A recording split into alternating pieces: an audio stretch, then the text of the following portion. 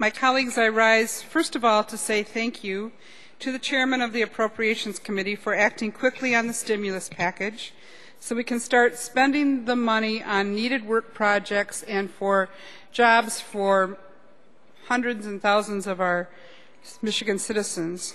At least I hope that they are Michigan citizens. But I also rise today to express my disappointment in the work ethic that I've seen here since the beginning of session. We took a week off last month, and now we're scheduled for 2 more weeks this month, or rather in April. To think that we'll adjourn today and head off on vacation with so much left to do leaves me shaking my head in frustration. This is our job. Finding solutions to the problems our citizens face is our job.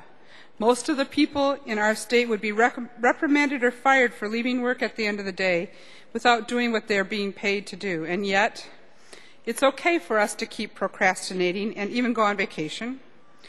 Again, in any other job position, this would not fly with the boss, and our constituents are our bosses. They expect us to work. This week, we had a chance to approve budgets that will invest in jobs and provide important services to Michigan families and communities. And yes, we have very difficult decisions to make about what we cannot provide. We should stay here working on those decisions. We owe that to our local leaders and schools so that they know as soon as possible what they will have to deal with in the coming year. We could be working on legislation that would give Michigan workers priority for jobs created with the Michigan taxpayers' dollars and federal stimulus funds. We were told yesterday that these bills need more consideration.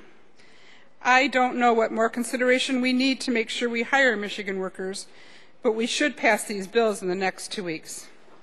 And just for some clarifications about some statements from yesterday, the governor does need legal authority to enact the provisions of these bills. We should be taking action on this important legislation before we even think about vacation. We could be working on election reform, helping those who work long shifts make sure they don't miss the opportunity to vote. We could be working to keep Michigan families in their homes, passing meaningful legislation to provide assurances to our citizens facing foreclosure.